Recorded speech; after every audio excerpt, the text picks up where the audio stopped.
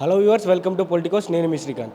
ఈరోజు ఉస్మానియా యూనివర్సిటీలో ఆర్ట్స్ కళాశాల వేదికగా ఏదైతే తెలంగాణ విశ్వవిద్యాలయ విద్యార్థి నాయకులందరూ కలిసి ఈరోజు రౌండ్ టేబుల్ సమావేశం నిర్వహించడం జరిగింది. వారు తీసుకున్నటువంటి అంశం ఏంటంటే మానవత్వమా మావోయిస్టు మరణకాండమా. ఇంత పెద్ద స్టేట్మెంట్ తీసుకోవడానికి గల కారణాలు ఎందుకు కూడా వారి మాటలను అడిగి తెలుసుకుందాం. మనతో పాటు కొంతమంది ఏబీవీపీ నాయకులు ఉన్నారు, విద్యార్థి నాయకులు ఉన్నారు. సో వారితో పాటు మాట్లాడి తెలుసుకుందాం వారి యొక్క డిమాండ్లు ఏంటి, వారు ఇంత పెద్ద స్టేట్మెంట్ యూజ్ చేయడానికి గల కారణాలు ఏంటో కూడా అడిగి తెలుసుకుందాం. నమస్తే. నమస్తే.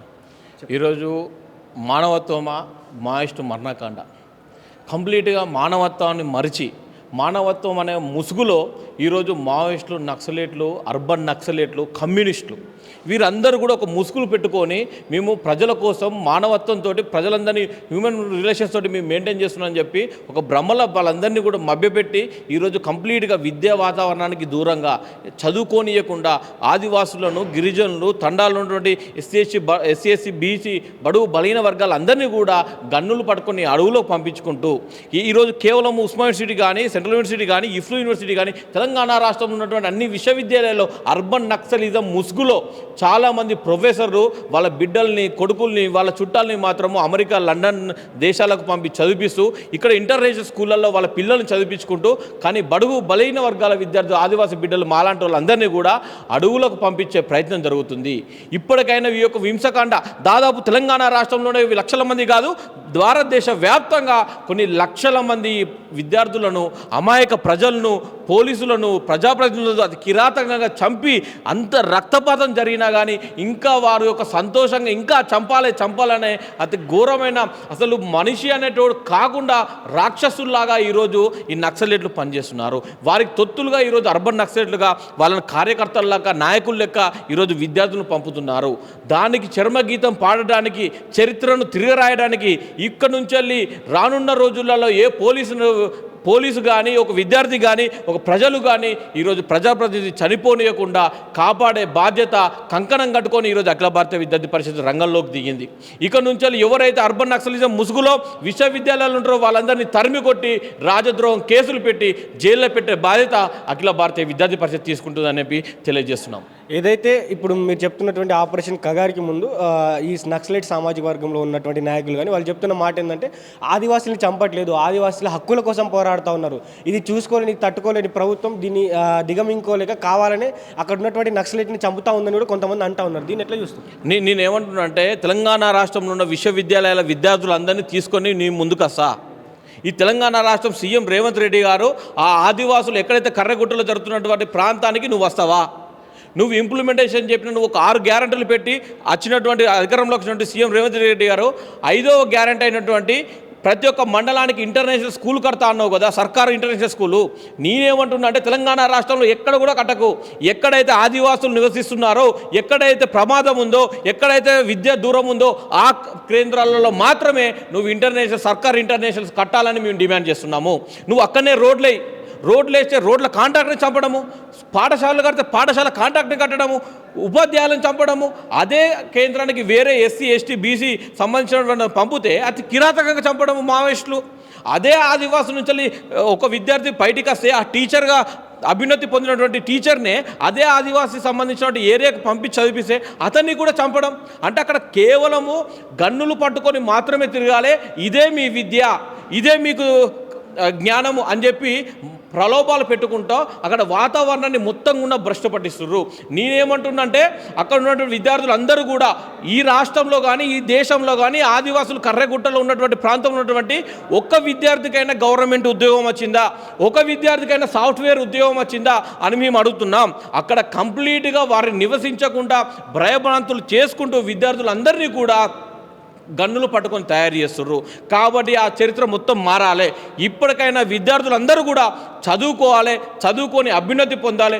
వాళ్ళు కూడా గ్రూప్ 1 IAS ఆఫీసర్లు కావాలని అఖిల భారతీయ విద్యార్థి పరిషత్ డిమాండ్ చేస్తుంది. ఇప్పుడు ఏదైతే మావోయిస్టులు ఉన్నారో వారు అడవులలో ఉంటా ఉన్నారు, వారి పని వారు సజావుగా చేస్తూనే ఉన్నారు. సో ఆ మావోయిస్టులతో మీకు వచ్చిన ఇబ్బంది ఏంటి అంటే ఆ మావోయిస్టులు ఎందుకు హతం కావాలని కోరుకుంటా ఉన్నారు?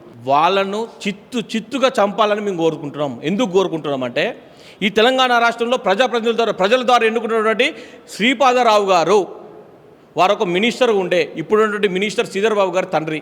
అతి కిరాతకంగా చంపిరు వారి తండ్రిని. ఇప్పటికీ రేవంత్ రెడ్డి గారు సపోర్ట్ ఇస్తే ఏ విధంగా సపోర్ట్ ఇచ్చారని అడగలేని దుస్థితిలో ఈరోజు శ్రీధర్ బాబు గారు ఉన్నారు.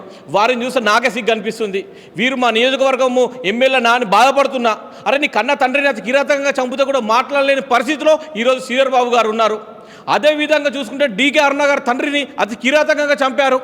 ఈరోజు తెలంగాణ రాష్ట్రంలో ఐపీఎస్ బ్యాచ్ ఇప్పుడు డీజీపీకి ఉన్నటువంటి బ్యాచ్ సంబంధించిన ఉమేష్ చంద్ర గారు 91 బ్యాచ్కి సంబంధించిన వ్యక్తి. ఉమేష్ చంద్ర గారు 96లో ఫ్రెండ్లీ పోలీస్ సిస్టాన్ని ఇంప్లిమెంటేషన్ చేసిన తెలంగాణ రాష్ట్రంలో.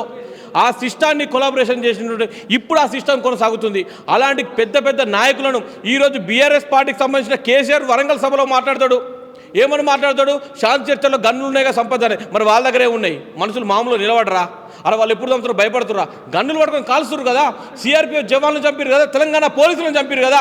అప్పుడు నీ మాటలు ఎటువైనాయి? నీ కోటలు దాటినాయా? నీ ప్రభుత్వం ఉన్నప్పుడు ఒక మాట, ప్రభుత్వంలో లేని ప్రతిపక్షంలో ఉన్నప్పుడు ఒక మాటన ఏ విధంగా మాట్లాడుతావు? ఈరోజు విద్యార్థులకు మాట్లాడుతుంది. అదే విధంగా చూసుకుంటే బీఆర్ఎస్ పార్టీ రాములు చంపారు. మావోయిస్ట్ అయినా కూడా మావోయిస్టులు బయటకు వచ్చి ప్రజలు నమ్మి ఆయన ప్రజాప్రతినిధి ఆయన చంపారు. అరే ఎక్కడికక్కడ ప్రజాప్రతినిధులను చంపుతారు, పోలీసులను చంపుతారు, విద్యార్థులను చంపుతారు, సామాన్య ప్రజలను చంపుతారు. వీళ్ళ మాకు అవసరం? ఇప్పుడు డాక్టర్ బిఆర్ అంబేద్కర్ గారు పెట్టినటువంటి రాజ్యాంగంలో మేము అందరం నడుస్తున్నాం. వీరందరూ ఏ విధంగా నడుస్తున్నారని అడుగుతున్నాం. ఈరోజు క్వశ్చన్ రేజ్ చేస్తున్నాం. మావోయిస్టు ముసుగులో, అర్బన్ నక్సలిజం ముసుగులో, కమ్యూనిస్టు ముసుగులో ఈరోజు దేశాన్ని మొత్తాన్ని కూడా భ్రష్టు పట్టించాలని, దేశం మీద దండయాత్ర చేయాలని ఈరోజు ఈ మావోయిస్టులు నక్సలైట్లు తయారయ్యారు. వీరా ఈరోజు మనకు ఫస్ట్ చేయాల్సింది పాకిస్తాన్ మీద కాదు, మన దేశంలో ఉన్నటువంటి, మన ఇంట్లో ఉన్నటువంటి ఈ ద్రోహుల మీద. వీరందరినీ చిత్తుగా చంపి అర్బన్ నక్సలిజం మీద ఉన్నటువంటి వాళ్ళందరినీ రాజద్రోహం కేసులు పెట్టి జైల్లో పెట్టాలని ఏబీపీ డిమాండ్ చేస్తుంది. లేకుంటే మేమే కంకణం కట్టుకొని ప్రతి ఒక్కరిని తరిమి కొట్టి ఈరోజు పోలీస్ స్టేషన్లలో కోర్టుకు అప్పయ్యవలసిన బాధ్యత ఏబీపీ తీసుకుంటుంది.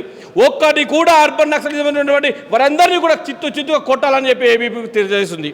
చివరిగా ఎవరైతే ఈ నక్సలిజం భావాజాలాన్ని ఎవరైతే సపోర్ట్ చేస్తూ ఉన్నారో వారికి ఏం చెప్తారు?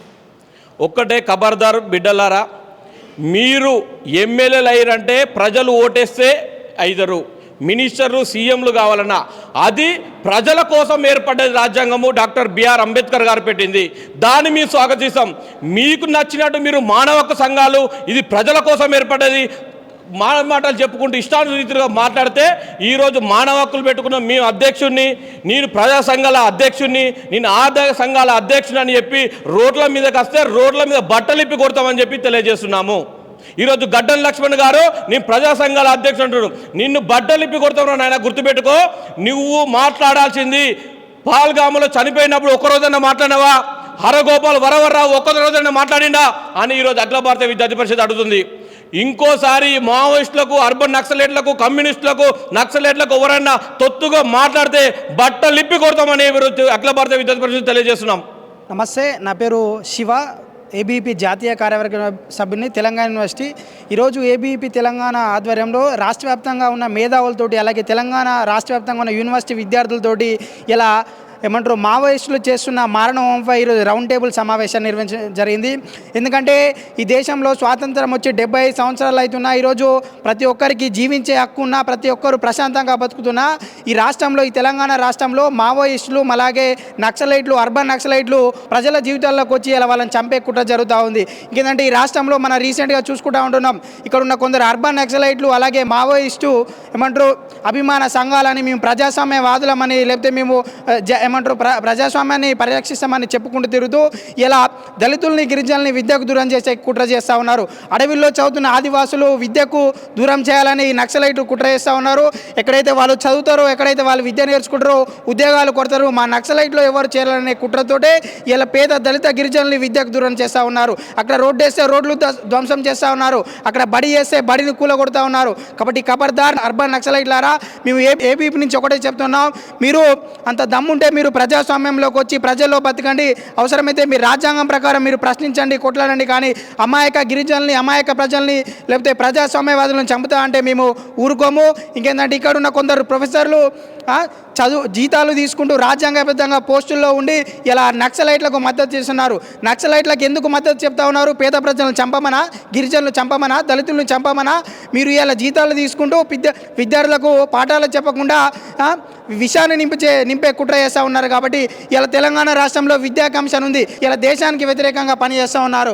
కాబట్టి మేము ఒకటే డిమాండ్ చేస్తూ ఉన్నాం, ఆపరేషన్ కగార్ని నిలిపివేయద్దు, ఆపరేషన్ కగార్ని ఇంకా కొనసాగించాలి. నక్సలైట్లని, అర్బన్ నక్సలైట్లను ఏరివేసి ప్రజాస్వామ్యాన్ని కాపాడాలని మేము డిమాండ్ చేస్తూ ఉన్నాం. నమస్తే, నా పేరు Krishna Kumar, ABP state all universities co convener.